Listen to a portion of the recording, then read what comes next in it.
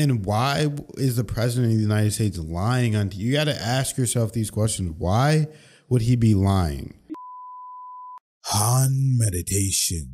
Hello guys, I'm Han. This is my wife Kelly. We are Han Meditation. We're back with another video. We're excited to be here with you guys today. So let's stay tuned. We got a couple good videos for you this week. So let's really get into it. If you see us on our phones, we're actually taking notes so we remember everything and we can recall it. So let's go ahead and watch.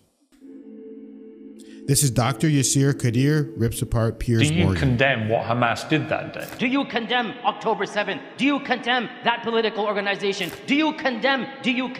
Oh Muslims, it is high time that we claim the narrative and we shift the conversation.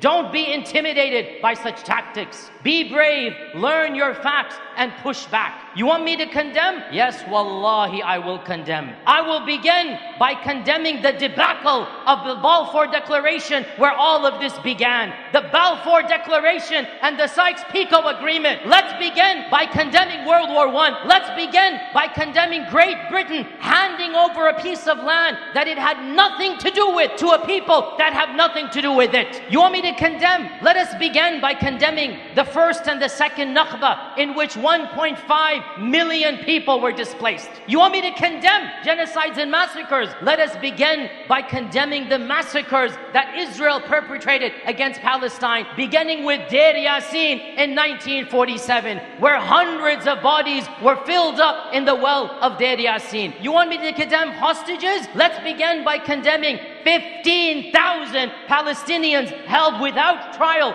without any fair representation in Israeli prisons. Let's begin by condemning them. You want me to condemn killing of people? Let us begin by the carpet bombings that Israel constantly does for the last 25 years. And I'm going to go there today, brothers and sisters, because enough is enough. And if we're all cowered into silence, if we're all too scared to speak the truth, they're going to get away with it. But if every one of us raises our voices, if every one of us is brave enough to push back, well then inshallah ta'ala, we will achieve a level of social credibility. We will push back at the narrative. When too many people speak the truth, that is what is going to break down falsehood. And that's what we need to do. So let's go to the very events you want us to condemn. You want us to condemn October 7th? I have plenty to condemn even on that day.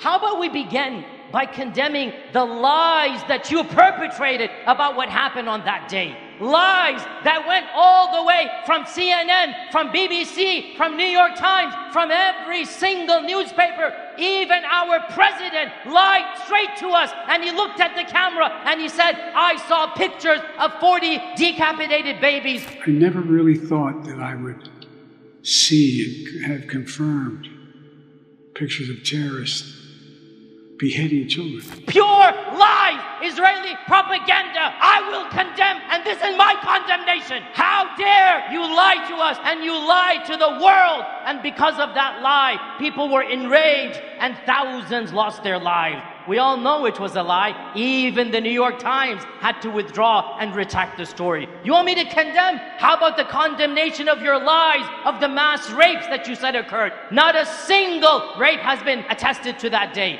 I will condemn, because you're the ones who created a narrative. You're the ones who falsely construed a narrative that was then used to bomb, to kill, to maim, to rampage. You're the ones who falsely created a narrative. This October 7th did not come out of a vacuum. You want me to condemn? I will condemn 75 years of brutal occupation before October 7th. That's what I'm going to condemn. Enough is enough, brothers and sisters. Enough is enough. And what Gaza has done is that it has shown the world the hypocrisy of those who claim to champion human rights and freedom. Gaza has shown the hypocrisy of those who said, we are the world's leaders because we are the best.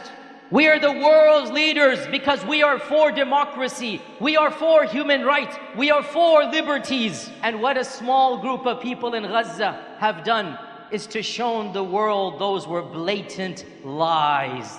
Absolute lies. The mask of deceit has fallen and the truth has been laid bare. And the myth of the moral superiority of Western civilization has been shattered single-handedly by our brothers and sisters in Gaza. The world is changing.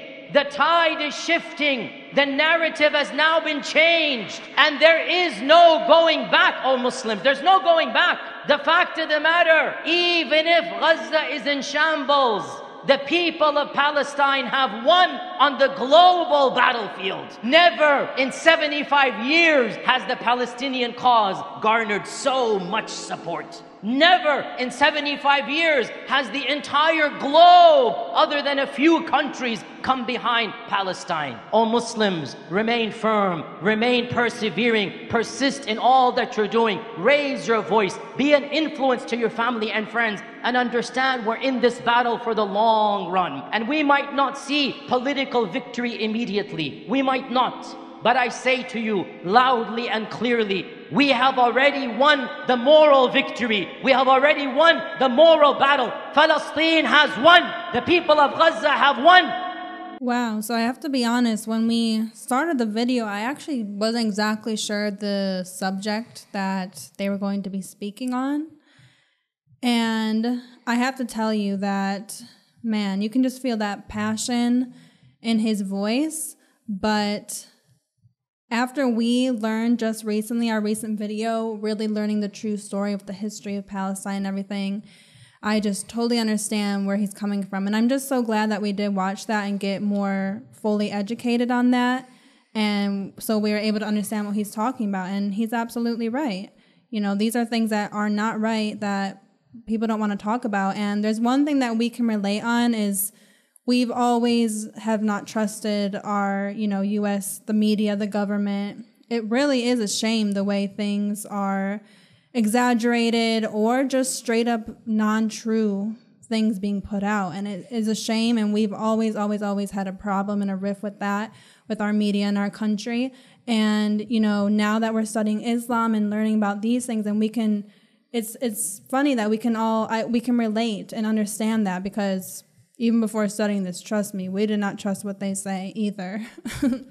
So. Yeah, you're absolutely right, Kelly, because, it's like whenever you watch the news or you watch anyone speaking, no one's actually talking about the reality of the situation. Mm-hmm. And why is the president of the United States lying on? You got to ask yourself these questions. Why would he be lying on TV about this stuff? I mean, I don't really think Biden even knows where he is or what's going on anyways. So it's like crazy. And he's so old. It's like, even if you saw a fake video or AI, it's like you would believe it's real, which is a scary time to be alive, because you would think you would have intelligence agencies telling you what the truth is and what's not. There's no excuse to be giving false information. Now, I don't know exactly what he saw with his own eyes, but assuming what this video is saying is correct, then that was a lie. Yeah. And it doesn't sound that far off. And like Kelly said, we watched the video that was describing the events that led up to Israel and Palestine. And that whole, it's just a debacle like to which no one should be going through anything like this, being displaced from your homes. It's just absolutely disturbing. And I don't care who you are or where you're from. I don't care if you're Israeli.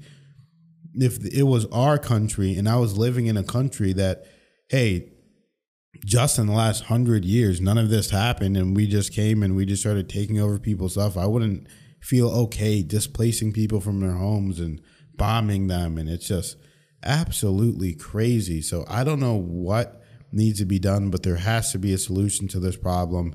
And it starts with just spreading the word and spreading the information. So that is why we're doing what we're doing, because we feel like it's important to spread the information to all people around us.